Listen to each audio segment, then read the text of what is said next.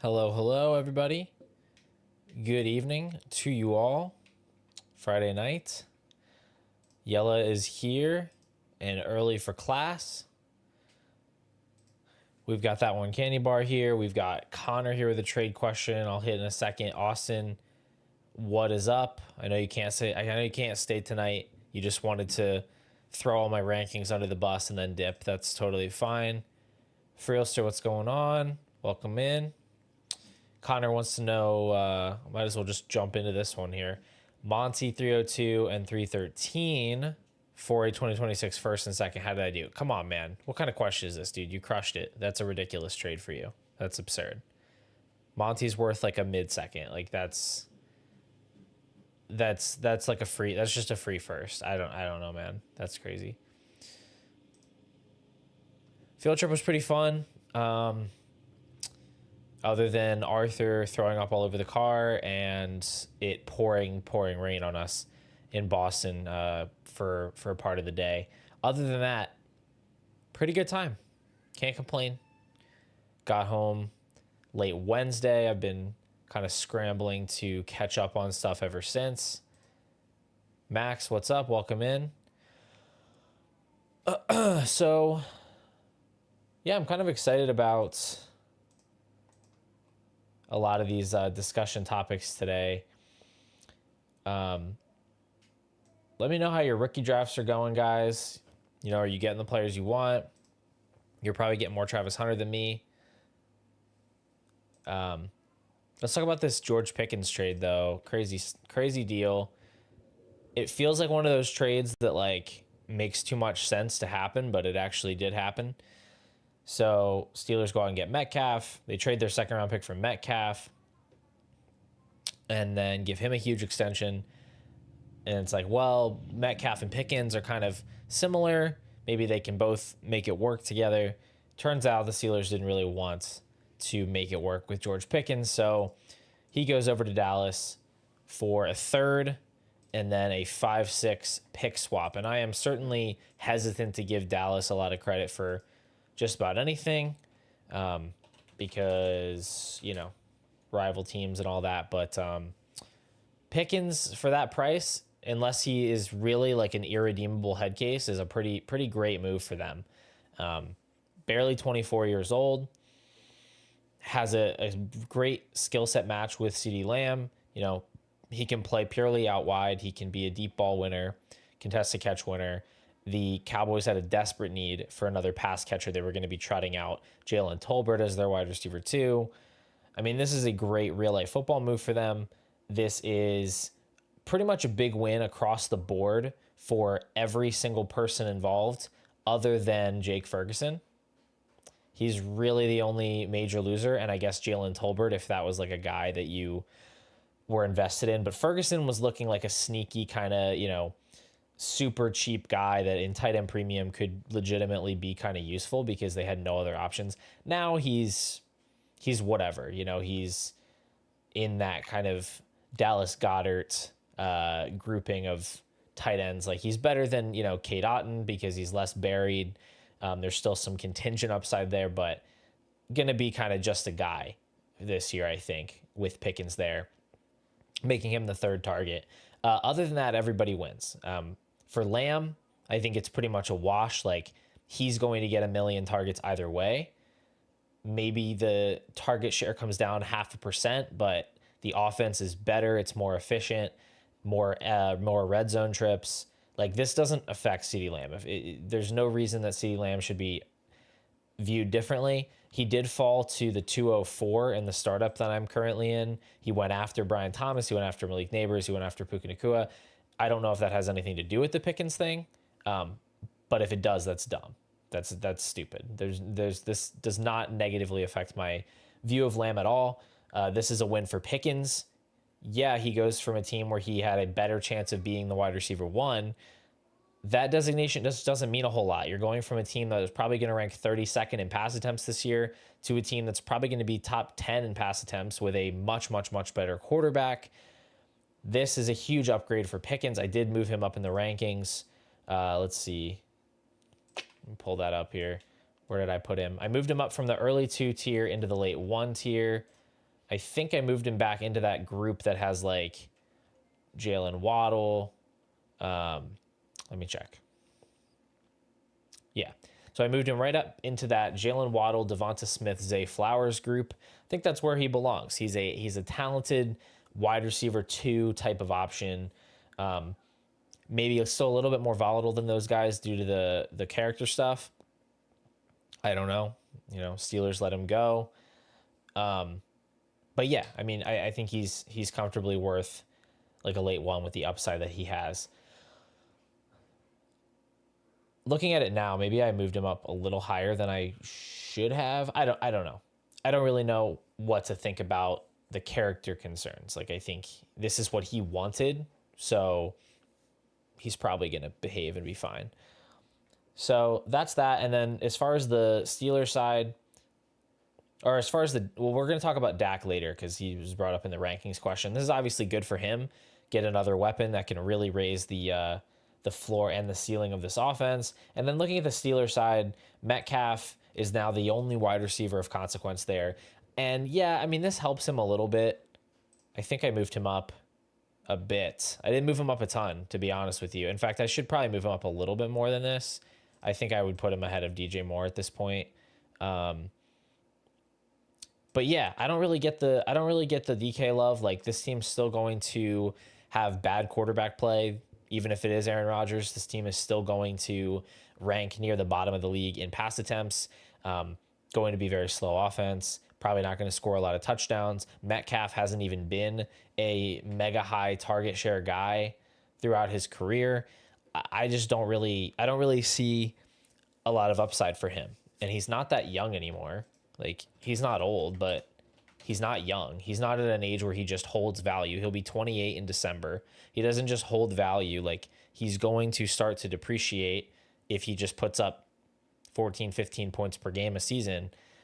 I don't really see a whole lot separating him from somebody like Jerry Jeudy, from somebody like DJ Moore, Terry McLaurin. These are all guys that I think are really more in the early 2 mix. And he's actually going to be in the video tomorrow, which is a Dynasty buys video that I'm working on, but I'm going to throw him out as a Dynasty not buy because I don't really get his price. He right now is ranked 73rd overall in Fantasy Calc, wide receiver 21. He's ahead of Kenneth Walker. He's ahead of RJ Harvey, Emeka Egbuka, Chris Olave. I don't understand that at all. So I have no interest in rostering Metcalf at that price. This is a win for Pat Freiermuth. If you are in a tight end premium league and you've been holding him, he could be startable this year, right? Like, he's going to be in a similar situation to what he was last year.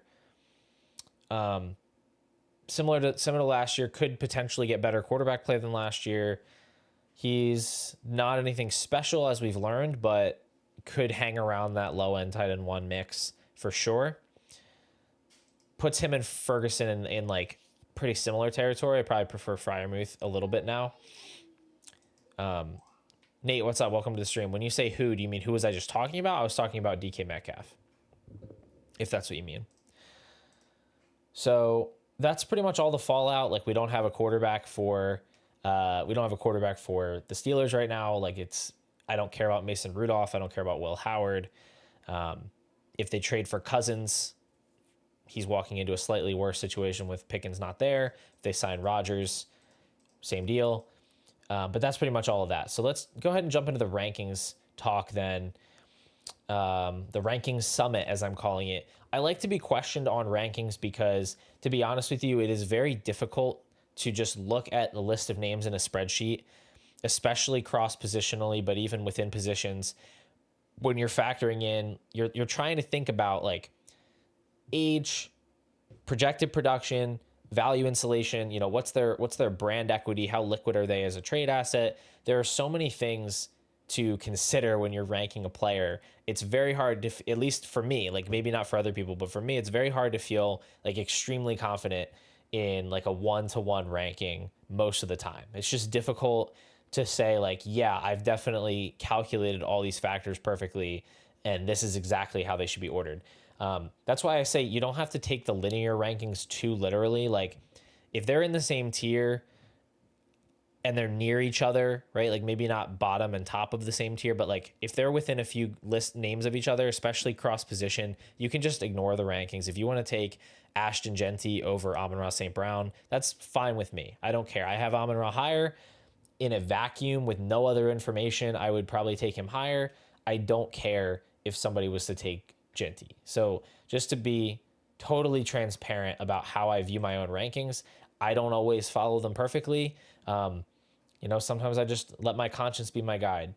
And I think that you can do that too.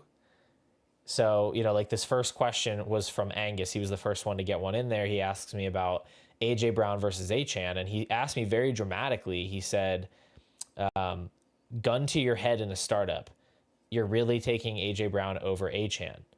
Feels like production, age, situation all favor Achane. He just plays running back. So like, I don't know the situation where I'm in a startup with a gun to my head. What is it?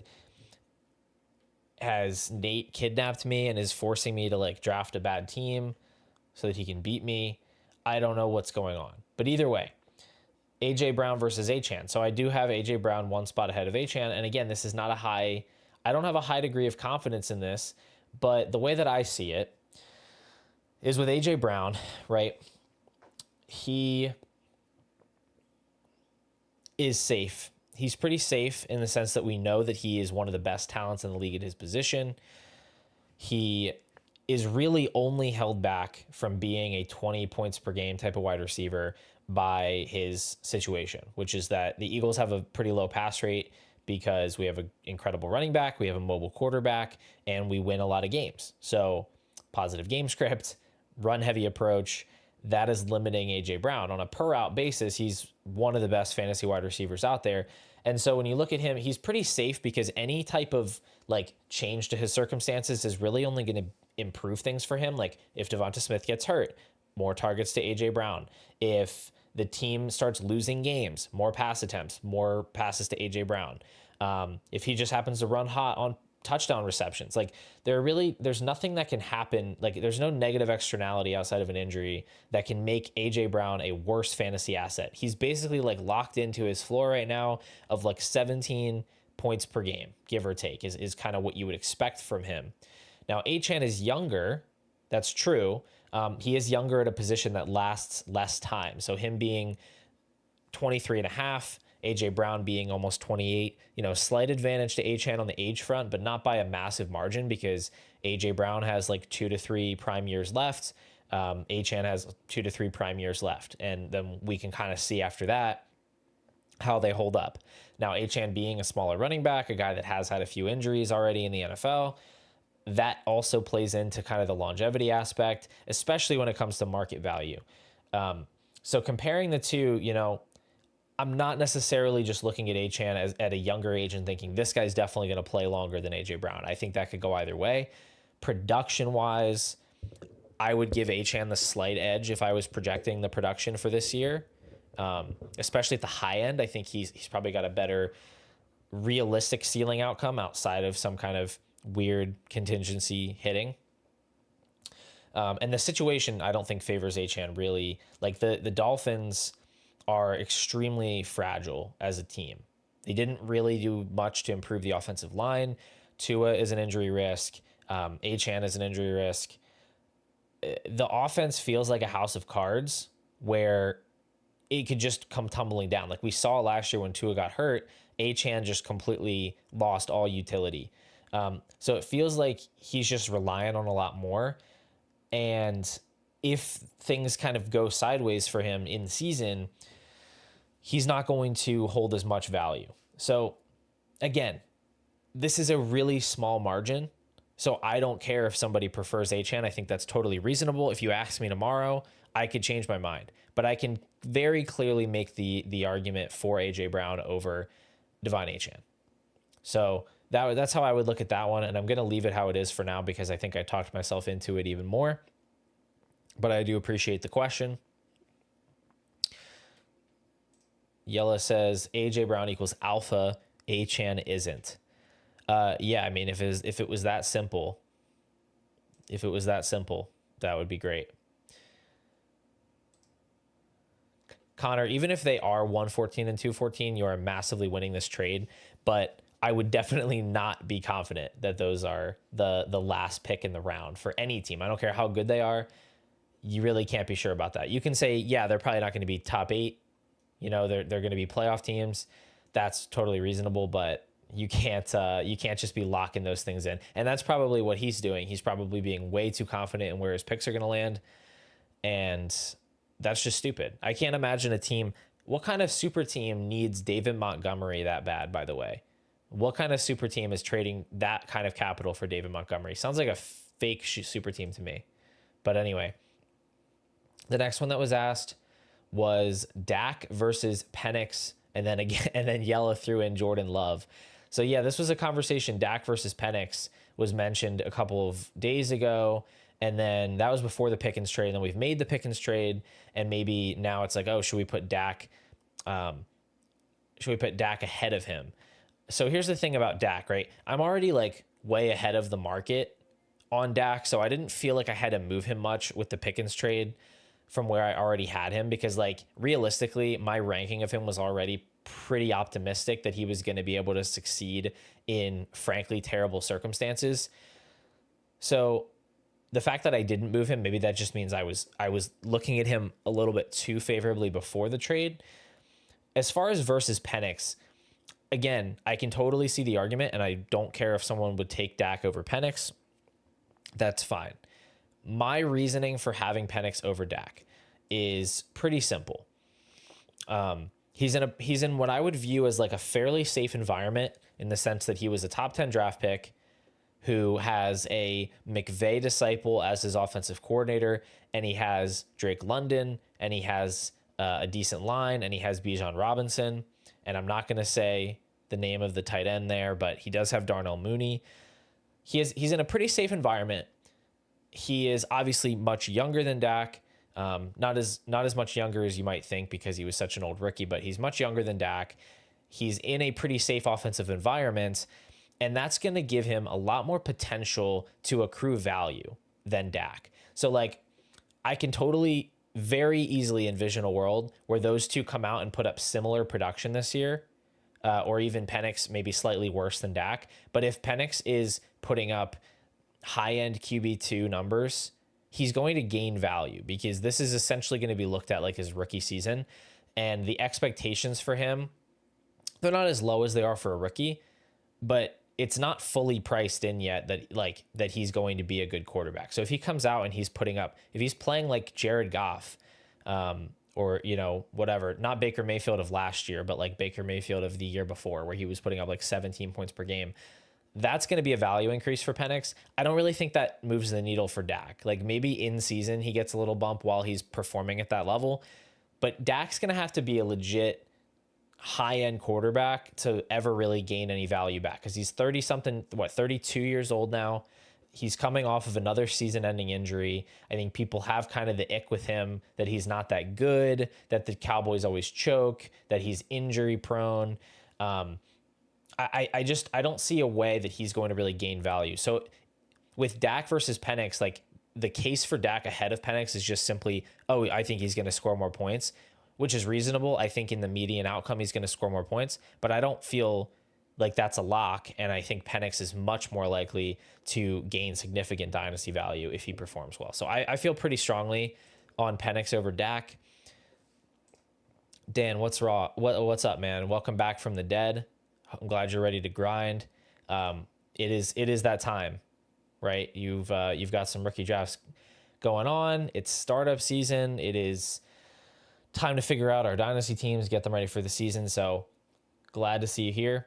Now, Yella threw Jordan Love into the mix, and I just want to say, like, it brings me no joy to be a Jordan Love tout.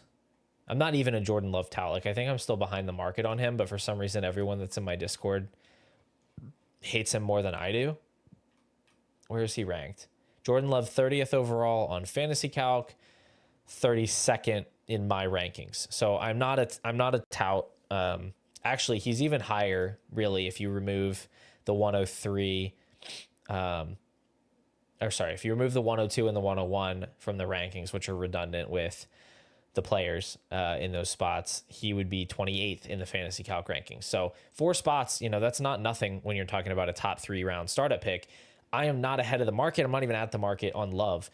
But the thing about Jordan Love is that he's just a very safe asset to roster.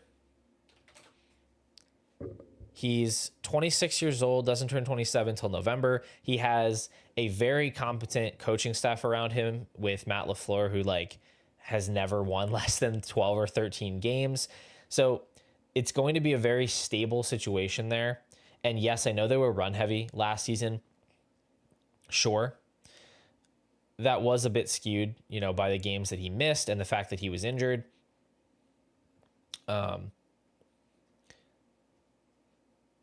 I just think, sorry, I lost my train of thought there because the chat. Thomas, I will grab that comment in just a moment. Anyway, I think it's just a little bit, the recency bias is a little bit too strong with Jordan Love, considering that he got hurt in week 1, and then he came back to a team that was just winning games, running the ball. He had a very strong season in 2023, which was his first year as a starter. 4,100 passing yards, 32 touchdowns. Comes out last year. The yardage comes down, the total touchdowns come down, but I still think he's very good. And when you have these pocket passing quarterbacks, which basically would include Herbert, Stroud, Love, Lawrence maybe joining this group, McCarthy joining this group, Baker, Brock Purdy, Dak Prescott, all of these guys, you can't just base everything off of what they did the previous year, because the ceiling case for any of these pocket passers is a touchdown rate spike. For them to put up, a top 5 season, you basically just need them to throw 35 touchdowns. You need them to have a 7% touchdown rate. It's not predictable. It doesn't always happen when you expect it to. It just happens. Baker Mayfield threw 40 touchdowns last year. That's ridiculous. He's not going to do it again. And he did it. And if you had him and you were playing him every week, then great, you benefited from it. He shouldn't be valued as if that's just who he is now. He throws 40 touchdowns. He's not Joe Burrow. Unless you are the elite, the cream of the crop, absolutely elite player, then you can't just predict how these things are going to bounce. What I can predict about Jordan Love is that I think he's a very good quarterback. I think he's in a very stable situation that did get better this offseason. They added a first-round wideout in Matthew Golden. The fact that I don't think he's going to be a huge fantasy hit doesn't mean that he can't be a huge boost to that passing game. He can still be a big improvement over what they've had out there. They beefed up the wide receiver room with 2 picks. They didn't add any running backs. So it's if you want to look at that in terms of what their tendencies are going to be, it's more likely that we see a return more to the pass than the run. The point is, I'm trying to factor into my rankings how good these quarterbacks are, but also how is the market going to view them when they find success? The market is shown to be very friendly to Jordan Love's passing success. So I think he, along with a number of other pocket passing quarterbacks, is a guy that is on a median outcome going to project to be a low-end QB1 type. But if he hits a ceiling outcome, potentially higher than that, top 8, top 6. And meanwhile, you're going to be able to bank a good amount of value accrual there if he's going to hit that outcome. So I just, I don't really see, can I see a world where Lawrence is ranked higher than him by midseason? Absolutely. Can I see a world where even Brock Purdy is ranked ahead of him? Sure. But that's the thing about these quarterbacks is they're safe. Like you have to kind of ride the ups and the downs, but there's no like in short of a devastating injury, there's no world where Love's just gonna like tank in value, which is kind of why he holds as high as he does. I could see moving him down below like JSN and Marvin Harrison, maybe because you think those guys are like a level of weaponry that is just too good to pass up. Maybe you feel that way. But Jordan Love undeniably has a higher dynasty floor than Marvin Harrison. Like he absolutely is going to have an easier time maintaining his value than Marv. So, it's really tough for me to quantify like, the difference between a Penix and Dak. With Love versus Dak, it's like there's a 6-year age difference there. I think they project similarly for this season. So it's like Dak is getting to an age where he is going to start to depreciate in value. So it's like, why should Dak and Love be in the same tier when Love has far more value insulation than Dak, and they don't project very differently as quarterbacks? If anything, Love is probably going higher right now on sites like Underdog. You look at Penix. Could Penix be ranked next to Love by October? Sure, but we haven't seen him do it yet. So that's why he has to be down there. With Baker Mayfield, it's kind of a little bit of residual doubt about him, mixed with a little bit of age, but not really. Just a little bit of doubt about him, like that, what he's going to be able to maintain. They do lose Liam Cohn. Brock Purdy, it's like, will they pay him? Won't they pay him? Type of deal. So that's how those guys end up in the next tier down. I think Love belongs in the Kyler, Trevor Lawrence, Bo Nix, JJ McCarthy, Cam Ward group. And I think right now he deserves to be at the top of it, just based on talent.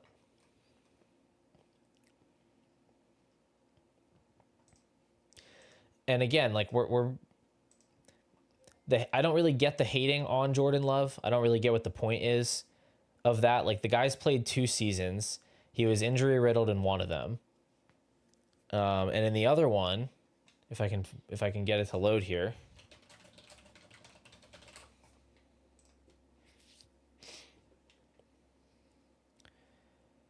Yeah, like 2 seasons. He had 19.4 points per game in 2023. He was the QB 5. So he has a top 5 finish in one of his 2 seasons as a quarterback. And why are we hating on this guy? I don't really understand it. I don't really see what is the big difference between him and why is Dak such a substantially better quarterback bet to you? I don't really understand. Like over the last 3 years, Dak has the best season between them in the last 3 years, but Love has the second best season by a pretty good margin at 19.4. And then even last year, he scored 16.3. That was better than Dak last year. That was not all that far off from what Dak did in 2022. I don't know. And it's not, and it's not like the Cowboys' infrastructure is significantly better. I would argue it's worse if you include play caller than the Packers. So I don't know. Like, I don't know what you mean by this. Is his value being held up by Matt LaFleur? I mean, the fact that he has a great play caller is certainly boosting his value. It's doing the same thing for Trevor Lawrence. It's doing the same for JJ McCarthy. It's doing the same for Brock Purdy. It's doing the same for a lot of people. A lot of quarterbacks are being propped up by their play callers, but he is like a legitimately good quarterback. I don't know. I don't really get the hate there.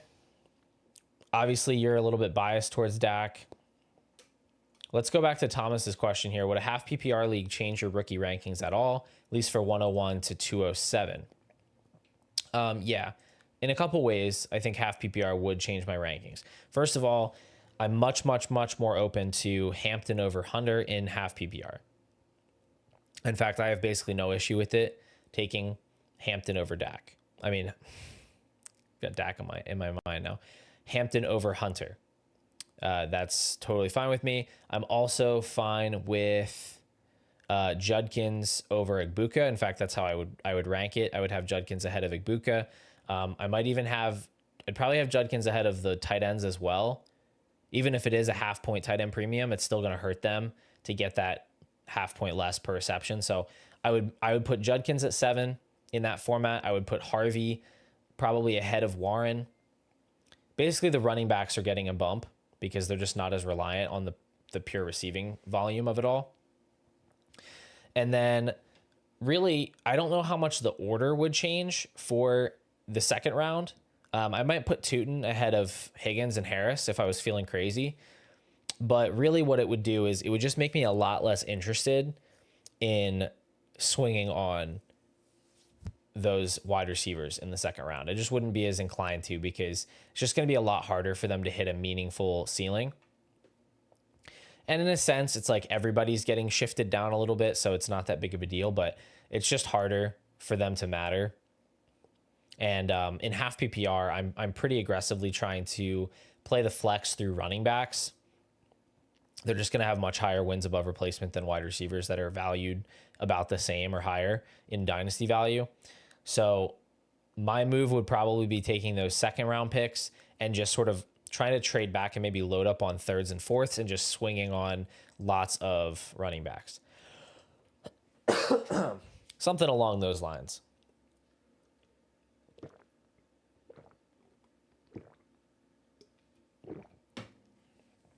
All right.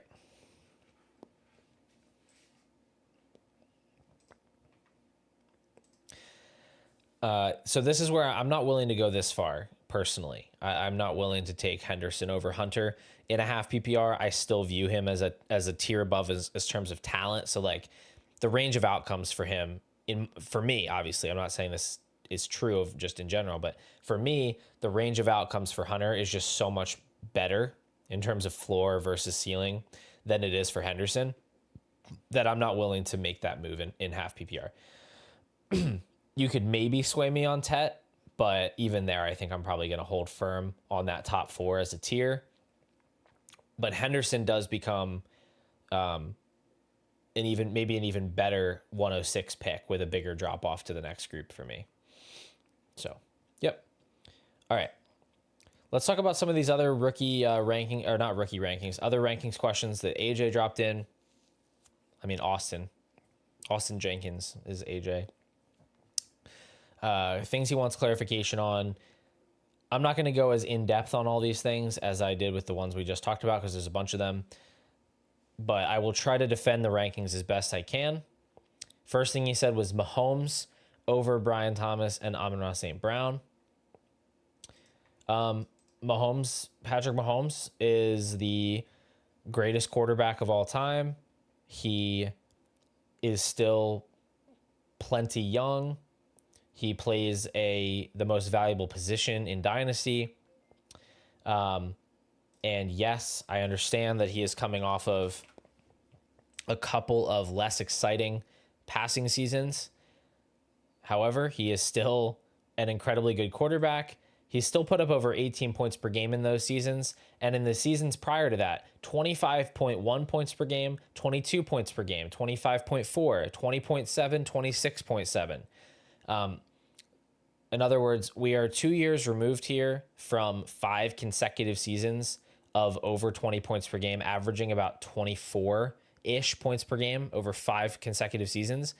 So, the market is going to get back in on Mahomes very, very quickly if we start to see glimpses of that vintage Mahomes. He's going to have, if he has a healthy Rashee Rice with the kind of second half of the year worthy that we saw, plus you bring in, this doesn't move the needle much, but you bring in like a Jalen Royals as some extra depth. He's going to have a decent cast of characters to throw to. The guy can just do it. Like at any point, he could just turn it on and he could throw 40 touchdowns. So I refuse to move him down much further than this. The ceiling that he can provide to you in terms of scoring and in terms of value, I think just surpasses what you can get from Thomas and Amon-Ra.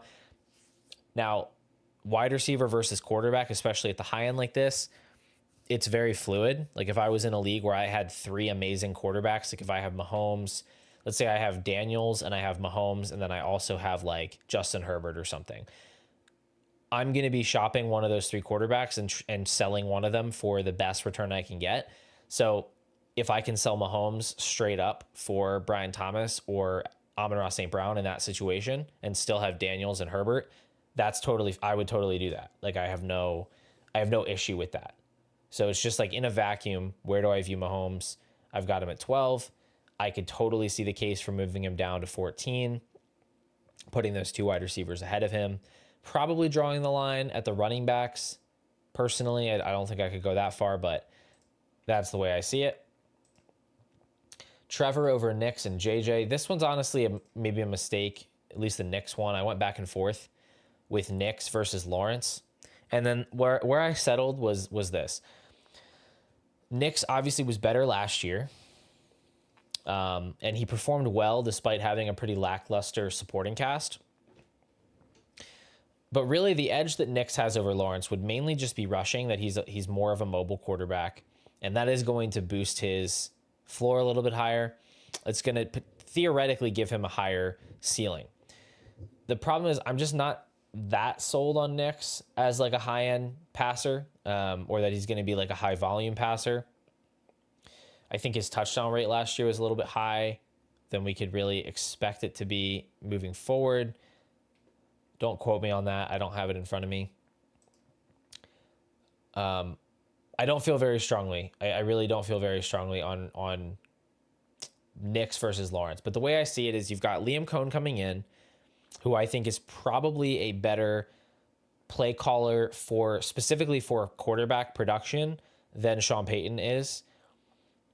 And then I think you obviously have a much, much, much better supporting cast with Thomas and Hunter, who are both exponentially better than any weapon that the Broncos have. So when I'm looking at the Jaguars, I'm looking at a team that is like potentially poised to become a top 5 offense in the NFL if everything clicks. I don't think Knicks really has that in the range of outcomes. Like they're going to have a really good defense. They don't really have the personnel on offense to be an insane machine, right? They have Sutton, Mims, Engram, Harvey, Pat Bryant. Like that, this can be a functioning offense for sure. But even last year, the offense wasn't really any more efficient than it was with Russell Wilson at quarterback. It's just that the defense was so much better. They were winning more games. So I'm not that sold on I'm not that sold on Rice. I mean, not Rice. Dude, I keep reading other messages and getting distracted. I'm just not that sold on Knicks being like this high-end quarterback. I still think Lawrence is better than him, and I think Lawrence has the better situation. So that's why he's ranked there. As far as J.J. McCarthy, I don't really see why we would have to rank J.J. McCarthy ahead of Lawrence. Like, we haven't seen him play. He was drafted later than Lawrence. He was a worse prospect than Lawrence. They're both in offenses with really good weapons and really good play callers. I'm just going to take the guy that I already know is an NFL caliber quarterback and has a long-term contract in place over McCarthy, who's the mystery box. So that's where I sit on those guys. And then it goes to JSN over Rice. With Rice, it's really just uncertainty. I still don't know what the recovery from the injury is going to look like. Nobody does. We're all just speculating. If he comes out week 1 and he's the same Rice that he was last year, like, sure, I totally would get ranking him ahead of JSN. But JSN is healthy right now. He doesn't have legal trouble. And he is poised to be his team's wide receiver 1. He's going to earn a ton of targets. Is he in a worse situation than Rice? Yeah, in terms of the passing offense. But I think that the injury stuff and the legal stuff, I think, is enough of a needle mover to just put JSN ahead as the safer player. That's basically how I have it. He's got a plenty high ceiling in his own right. So I'm going to stick with JSN over Rice. I really like Rice as a buy at cost because he's not being ranked there. He's not even being ranked where I have him at all. I have him at 41. I think he's like 58th overall on Fantasy Calc. He's going to make the video tomorrow because every time I make a freaking buy video, I feel like I have to talk about Rice. And he's still a good buy because he could come out healthy week 1. There might not even be any legal stuff this year. So all of that is fine and good. And I do like him, but I'm not going to move him over JSN. And Penix over Dak, we already did that. Addison over Flowers. Yeah, that one I'm not so sure about. It's really so flat with those wide receivers. with Addison, Flowers, Devonta, Waddle. I did move Addison up a little bit ahead of those guys, and that is because the situation is just really good for him, where it's not quite so good for Flowers. It's not quite so good for Devonta Smith. Both of those guys are trapped in these low pass rate offenses where Flowers is technically the one, but like he doesn't really get that kind of usage like the one. And again, the volume is so low. You could argue the ceiling for Flowers, if things were to break right, is higher. So I could see it. I could see the case for Flowers over Addison. With Devonta, you didn't ask about Devonta, but with Devonta Smith, it's like he's older than Addison. He's stuck in a low passing volume offense. If AJ Brown got hurt, super high ceiling. Other than that, there's just not really any case for him putting up better than like 14, maybe 15 points per game. Addison, you know, the peripherals aren't incredible with him, but they're not bad either. He gave us 14.2 points per game last year.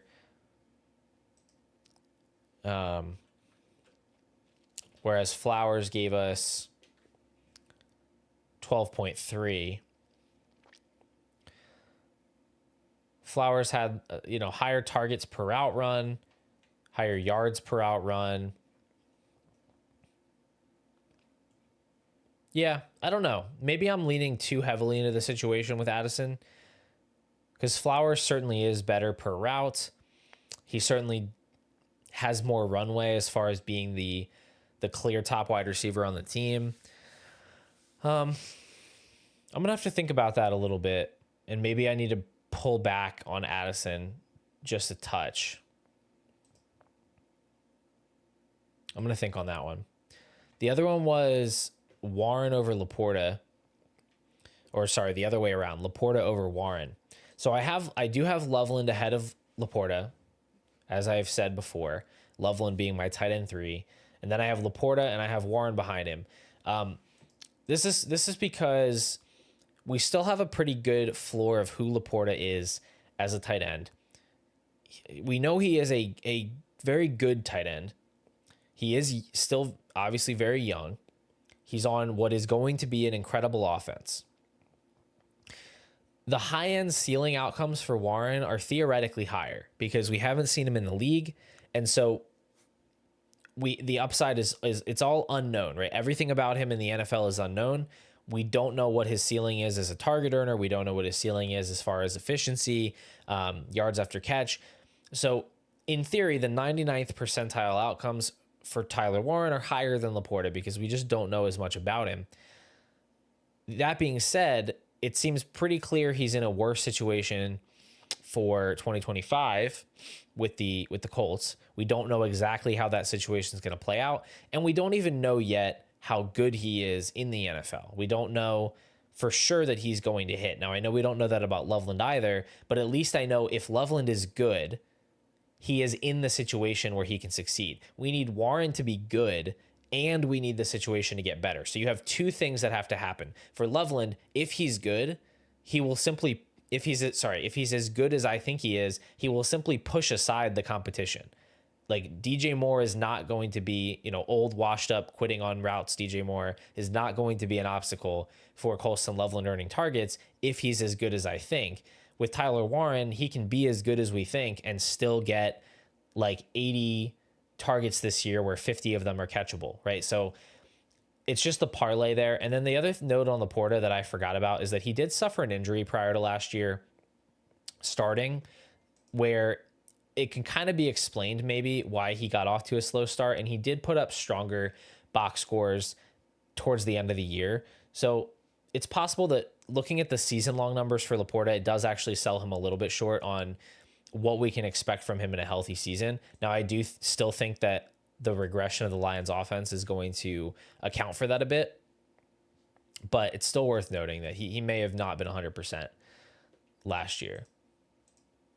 So we're going to end it there with the rankings. I did want to talk a little bit about some of my rookie drafts.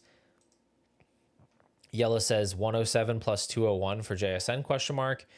Probably that's Loveland for me at 107. And then 201 for me would be Caleb Johnson or Luther Burden. Yeah, I'm probably making that deal. Got JSN around 1.5 base ones. Yeah, I mean, value-wise, it's a win. You know, security-wise, it's a win. I'd wait until you're on the clock at 107 because you don't want to accidentally ship off like a Cam Ward or a Trey Henderson for that if they could potentially fall there, which does happen from time to time. But if the best available is Loveland or Judkins, and then you've got those picks as an option, I would do it for JSN.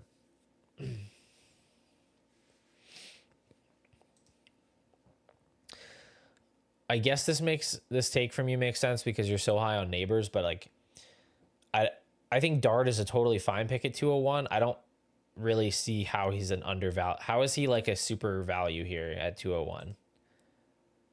Like he's 76 in my rankings. I don't see how on earth I'm supposed to put him higher than that.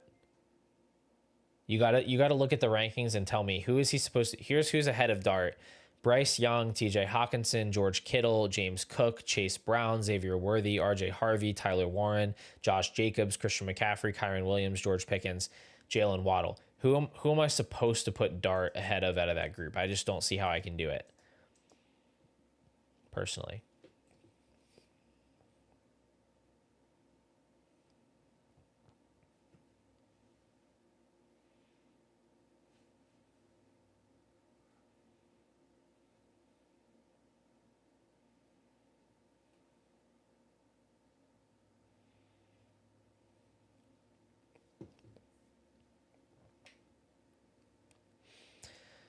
Okay. Cook, Brown, Kyron, and Waddle is who he says. I'm going to leave Waddle out of this because people just hate him. People just hate Jalen Waddle for some reason because he had 3 great years to start his career and then struggled last year when his quarterback was hurt and the line was crap and whatever. That's fine. You want to hate Jalen Waddle for no reason? That's fine. As far as the running backs are concerned, like all of them are going to be more useful. Okay, here's the issue.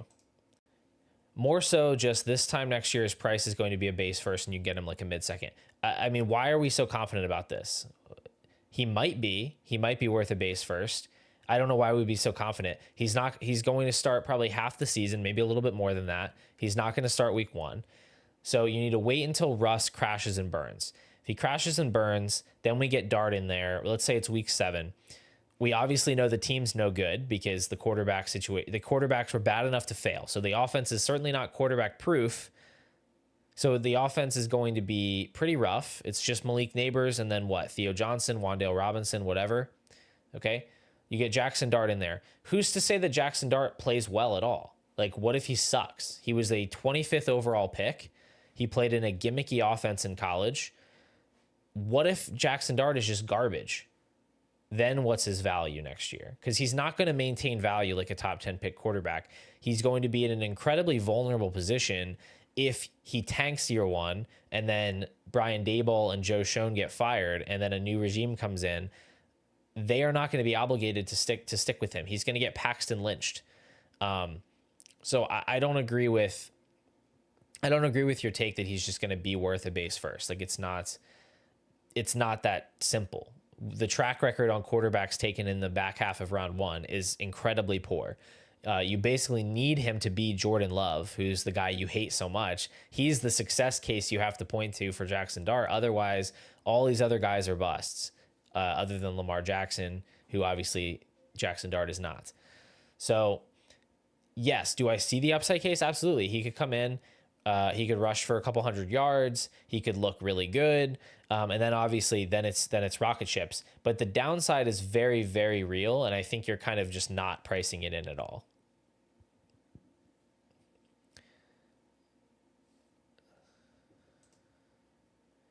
You didn't say he was going to be worth a random 2. You said he was going to be worth a base 1. And he doesn't cost a random 2 right now. He costs an early 2. Again, I have him ranked as an early 2.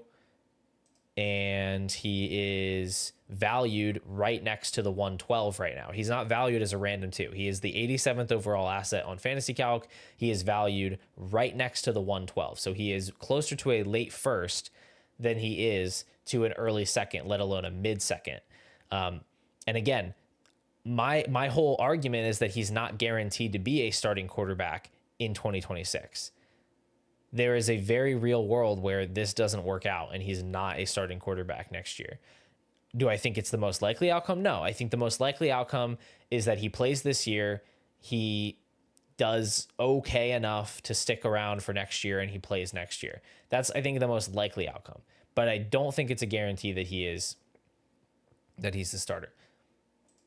Okay, again, he's not, the upside of a base first is greater than the loss of a base second. Again, he doesn't cost a base second. That is a fantasy that you are living in. Yes, of course, if you can buy him for a base second, that would make him a great value. But you said in the chat here, you said, I got to find it here. 201 feels like a great value right now, which means you need to buy Jackson Dart. Okay. So what you're saying there is that he costs the 201 and that even at that price, he's a great value. So what you're telling me is that he should actually cost a late first. Not that he costs a base 2. Nobody's arguing that he shouldn't cost a base 2.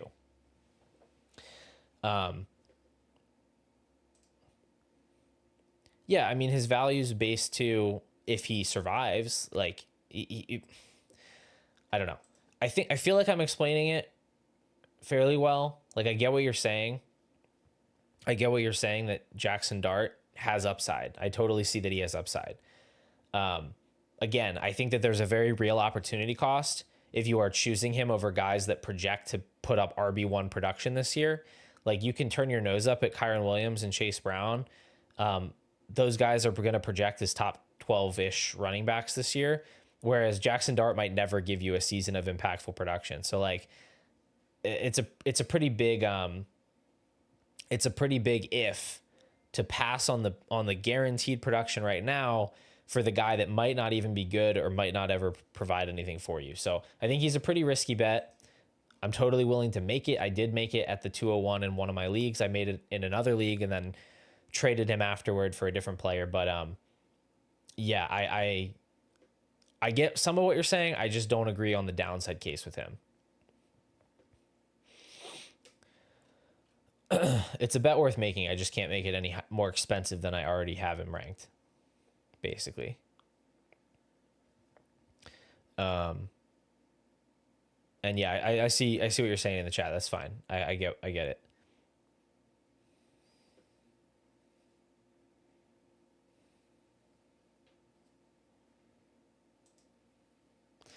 If his acquisition price is early 2 right now and his downside is a random second next year, the upside of flipping him for a random 1 feels like plus EV.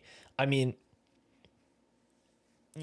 yes, I guess so. You can also probably just flip 201 for a random 1 in most drafts right now if you want to do that.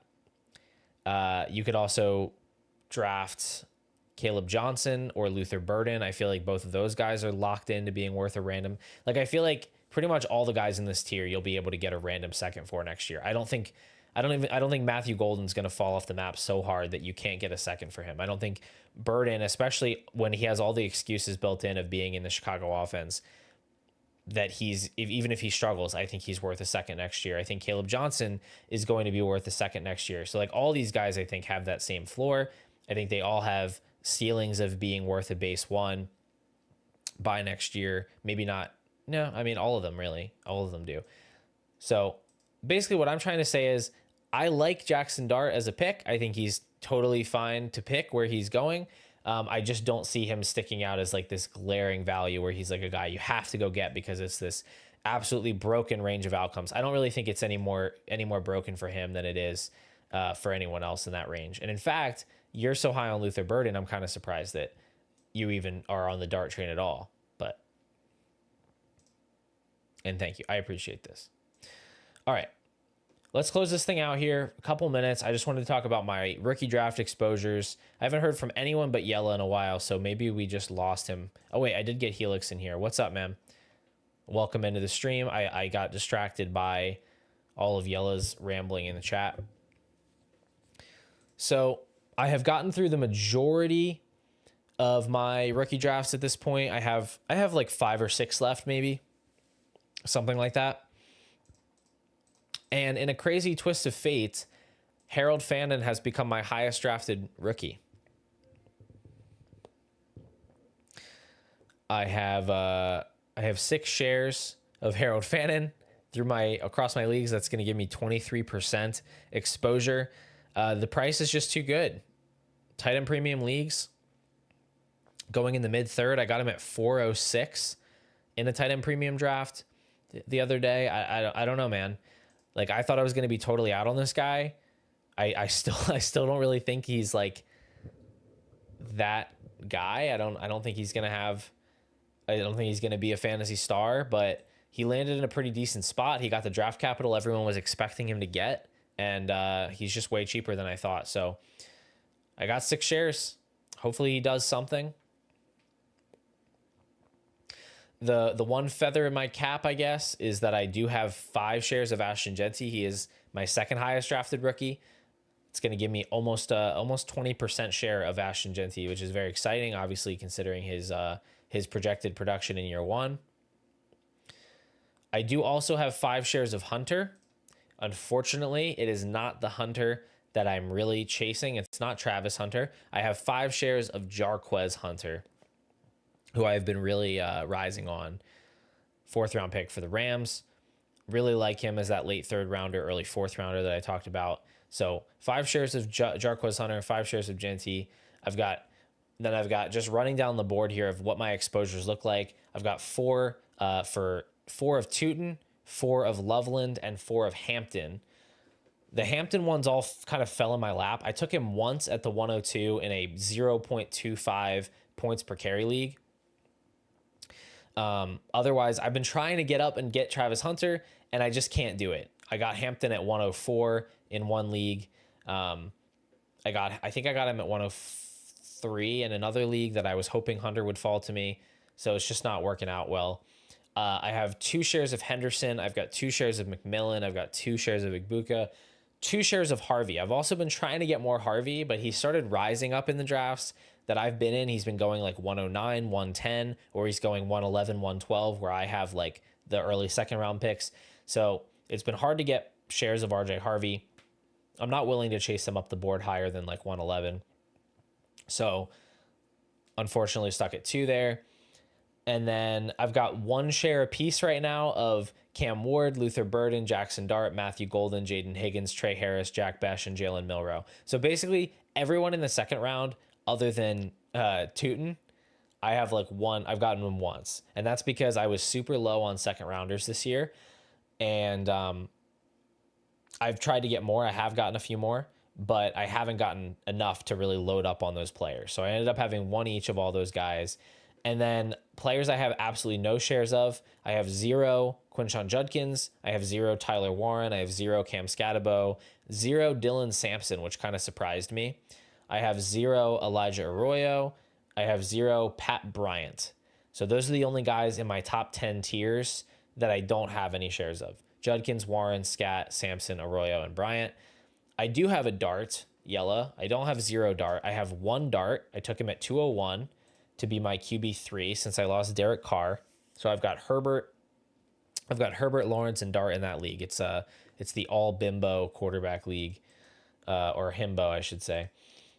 But yeah, I had a 2nd share of Dart that I took. I think I took him like 202 or 203, and then I ended up working out a trade that netted me Rishi Rice in that league. So whatever, can't complain.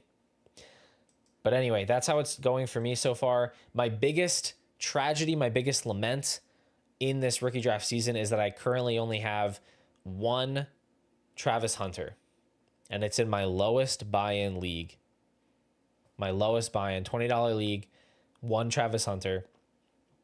I have been comically abused in this Travis Hunter war. I had an opportunity to trade for him at the 105, and the guy turned down my offer of Kyler Murray straight up and traded away instead for Penix in the 210, and I lost Hunter there. Another time, I was all set to trade up. I was going to offer Chase Brown and then my 26 first and second to move up, but I was waiting for this guy to counter and I fell asleep. And when I woke up 2 hours later, he had taken some other trade, which was awful, by the way. He traded Hunter for like Brees Hall in the 207. Garbage trade.